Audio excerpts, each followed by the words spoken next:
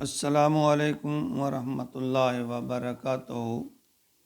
بہت ہی پیارے مسلمان بھائیوں، بہنوں، بیٹوں اور بیٹیوں، میں غلام مصطفیٰ چینل پیام اسلام پہ اللہ اور اللہ کے رسول کے پیغام کے ساتھ آپ کی خدمت میں حاضر۔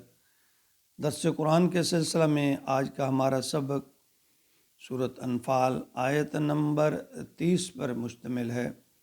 میں اپنے دیکھنے اور سننے والوں سے یہ گزارش کروں گا کہ اللہ کی رضا کی خاطر میرے اس پیغام کو دوسروں تک ضرور پہنچائیں۔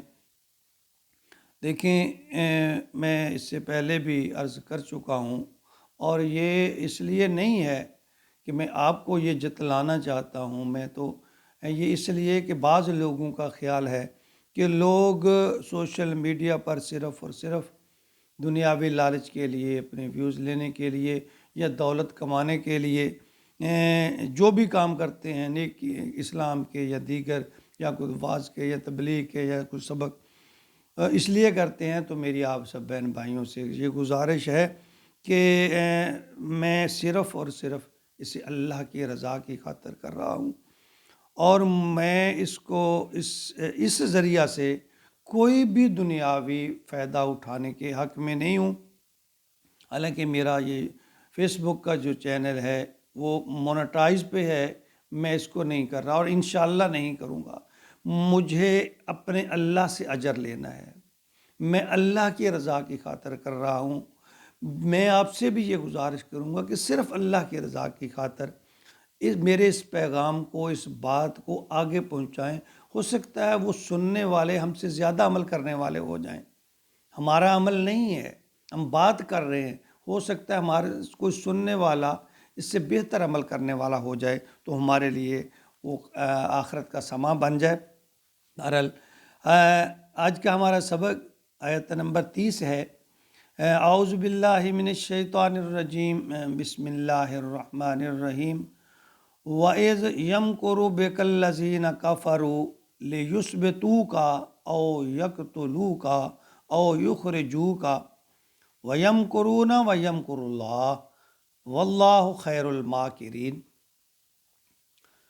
قریش مکہ جو آپ کے تبلیغ اسلام یا تبلیغ توحید پر خفا رہتے، وہ ایک مرتبہ دارالندوہ میں اکٹھے ہوئے اور آپ کے خلاف منصوبہ بندی کرنے لگے۔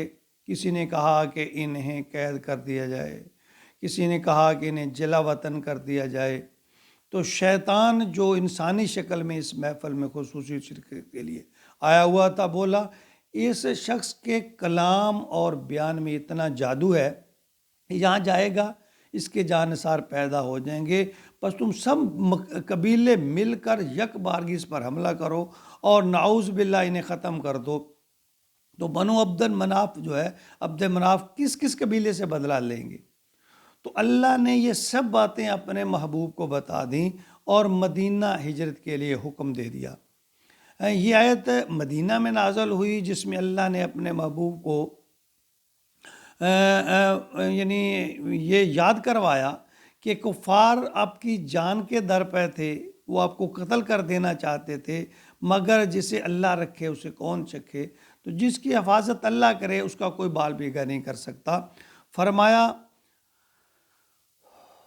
وَإِذْ يَمْكُرُ بِكَ الَّذِينَ كَفَرُوا، یاد کیجئے جب کفار آپ کے خلاف سازشیں کر رہے تھے، منصوبہ بندی کر رہے تھے، لِيُثْبِتُوكَ کہ اس کو قید میں ڈال دو، او يَقْتُلُوكَ یا اسے قتل کر دو نعوذ باللہ، او يُخْرِجُوكَ یا اسے جلا وطن کر دو، نکال دو یہاں سے۔ اللہ فرماتے ہیں وَيَمْكُرُونَ وَيَمْكُرُ اللَّهُ، وہ اپنی منصوبہ بندی کر رہے تھے، اللہ اپنی منصوبہ بندی کر رہے تھے، وہ اپنی چالیں چلنے کی کوشش کر رہے تھے، اللہ اپنی چال چل رہے تھے۔ واللہ خیر الماکرین، اور سب سے اچھی منصوبہ بندی، سب سے اچھی چال وہ اللہ کی ہے۔ یعنی یہ دارالندوہ جو ہے یہ مسجد حرام کے متصل قصی بن کلاب کا مکان تھا، جس میں لوگوں نے مشورے اور مجلس کے لیے اس کو مختص کیا ہوا تھا۔ پھر بعد میں جب اسلام کا غلبہ ہوا تو اسے مسجد حرام میں داخل کر لیا گیا، اور موجودہ باب زیادات جو ہے وہ جگہ ہے جہاں دار الندوہ تھا۔ کہا جاتا ہے کہ حسب عادت حضور اکرم صلی اللہ علیہ وسلم کے خلاف یہ مشورہ کے لیے قریش کے سردار جو ہیں ان کا اجتماع اسی میں ہوتا، اور اس وقت بھی ہوا جب حضور صلی اللہ علیہ وسلم ہجرت سے پہلے یعنی ان کے لیے وہ منصوبہ بندی کر رہے تھے، تو پھر اللہ نے ہجرت کا حکم دے دیا۔ تو جس میں جو لوگ تھے، ابو جہل تھا، نضر بن حارث، عتبہ، امیہ بن خلف، ابو سفیان، یہ بھی وہاں موجود تھا، چونکہ بعد میں اگرچہ یہ ابو سفیان ایمان لے آئے تھے، تو دیگر اشخاص بھی تھے۔ تو ان میں یہ بحث تھی کہ محمد صلی اللہ علیہ وسلم جو توحید پرستانہ عقائد جو ہیں ان کو کیسے روکا، یعنی ان کا یہ ماٹو تھا کہ ان کو کیسے روکا جائے۔ تو اللہ نے کافروں کی ساری منصوبہ بندی جو ہے یا ان کی جو تینوں رائے تھیں جو وہاں ڈسکس ہوئیں، ان کا ذکر اس آیت میں فرمایا، وَإِذْ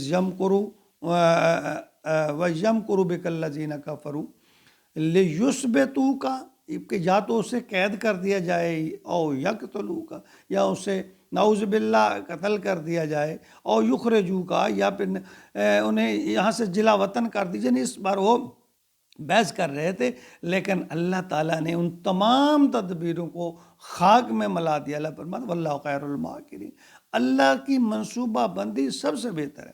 دیکھیں عربی لغت میں مکر کا جو مطلب ہے کہ کوئی تدبیر، کوئی ہیلا، یعنی اپنے مقابل کے ارادے کو روکنا، اس کے لیے تدبیر یہ مکر کہلاتا ہے۔ اللہ فرماتے ہیں سورہ ناظرات آیت نمبر 43 میں، وَلَا يَحِيقُ الْمَكْرُ وَالسَّيِّئُ إِلَّا بِأَهْلِهِ، یعنی بری چال جو آدمی چلتے ہیں، بری جو منصوبہ بندی کرتے ہیں، اس کا وبال چلنے والے پر پڑتا ہے۔ یہ اللہ کا قانون ہے۔ یعنی اگر کوئی انسان جانتے بوجھتے یا کوشش کر کے کسی کے ساتھ بری منصوبہ بندی کرتے ہیں، تو اللہ فرماتے ہیں اس کا وبال اس پر ضرور پہنچتا ہے جو منصوبہ بندی کرنے والے۔ تو اس آیت میں بھی اللہ تعالیٰ نے ایک بہت بڑی حکمت پنہا ہے کہ انسان اپنے جہل و غفلت کی وجہ سے سوچتا ہے، مگر حکمت الہی کی جو تدبیریں ہیں اس پر کیا فیصلہ فرماتی ہیں۔ قریش مکہ کو محمد صلی اللہ علیہ وسلم کے اس مشن کو ہٹانے کی منصوبہ بندی کر رہے تھے، مگر انہیں اس کے نتائج کا گمان نہیں تھا کہ کیسے ان کی عداوت اور ظلم نے یہ سارے جو ہے سر و سامان خود پیدا کر دیا۔ سوچیں ذرا، اگر وہ یوں ظلم نہ کرتے، ظلم و جبر نہ ہوتا تو آپ ہجرت نہ کرتے، ہجرت نہ ہوتی تو وہ تمام نتائج جو ہجرت کے عمل کے بعد مدینہ میں آپ کی پذیرائی کی شکل میں یعنی برآمد ہوئے، یا لوگوں کو اسلام کا داخل ہونے کا پھر موقع نہ ملتا، فتح مکہ کے اسباب پیدا نہ ہوتے، یعنی یوں یہ ساری تدبیریں ان کی ملیہ میٹ ہو گئیں۔